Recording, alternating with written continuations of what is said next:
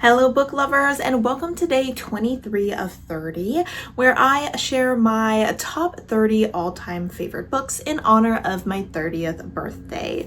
Today I am going to be talking about the Sunbearer Trials duology by Aiden Thomas. Specifically the first book, the Sunbearer Trials, because while I did give both of these 5 stars, I did enjoy this one just a smidge more. So this is a young adult fantasy story, and this series is inspired by Mexican mythology. It is also in a very queer normative world, which we love to see. In this world, there are 3 different types of people. There are the golds, the jades, and the humans. The golds are some of the stronger gods as well as their children. The jades are some of the smaller, weaker gods and their children, and then the humans are those who are not descendant from gods at all. Our character is named Tio, and he is the only child of the bird goddess, and they are jade gods. And he is someone who is very opposed to the current system that is in place, specifically the Sunbearer Trials. The Sunbearer Trials happen every 10 years. Long ago, there was another group of gods called the Obsidians. However, they caused a lot of chaos and destruction, and so they were locked away by the sun god Sol. Sol ended up sacrificing their body to create their prison, but every 10 years the stones that keep this prison whole need to be replenished, and so the Sunbearer Trials occur and the children of the gods end up competing. There's 10 different children that are selected, and there is a winner and a loser. The person who wins ends up becoming the Sunbearer for the next 10 years, which is a very prestigious position, and the loser ends up becoming a sacrifice, and their blood and life force essentially is used to replenish these stones. It is seen as a good thing because obviously you are keeping evil at bay, but on the other hand, we're talking about sacrificing children here, guys.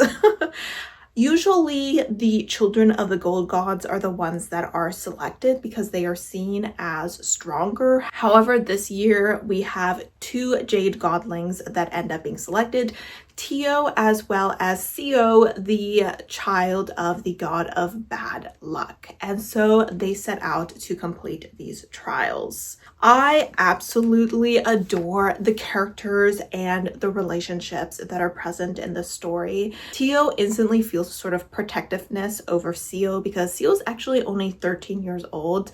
So he is one of the younger ones within this competition, and him being the jade god of bad luck, he's obviously not really set up for success. On top of that, our character also has a best friend who's actually the child of a gold, and her name is Naya, and she is also within the competition. So he's also got to worry about her, even though she is more than capable of taking care of herself. He can't help but be scared to lose those he loves. The final person within this trial that really gets to Tio is his ex-friend, Aurelio. They were friends when they were young. However, one day Aurelio stopped being his friend, and Tio suspects that it's because Aurelio thought him no longer worthy of his friendship. The dynamics between Tio and these characters, but also all the different characters, even the side characters, I think were really well fleshed out. The author really took time to create individual and unique personalities for all of them. Throughout the story, I really enjoyed the world building in here. It was very lush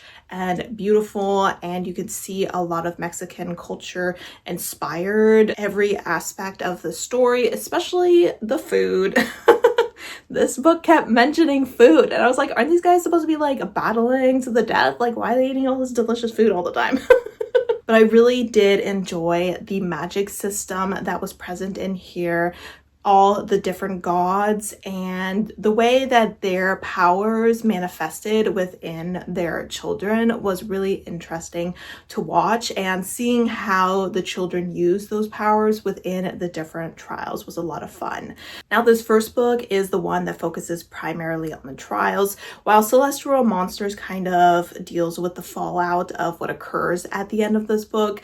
The world does expand a bit in the story, as well as some of the character relationships. This one is a little bit more romance forward, where Tio and Aurelio really start to take their relationship to the next level and really start to heal from, I guess you could almost say, the bigotry that tore them apart when they were younger.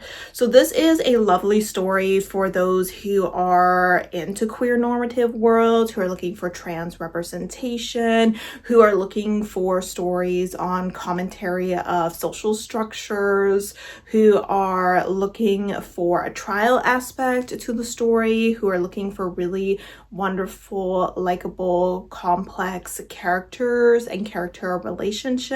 There was very little about this book that I did not enjoy. So this series has definitely made its way to one of my all-time favorites. That being said, let me know if you have read the Sunbearer Trials duology and what you thought of it, and I will see you tomorrow with our next book.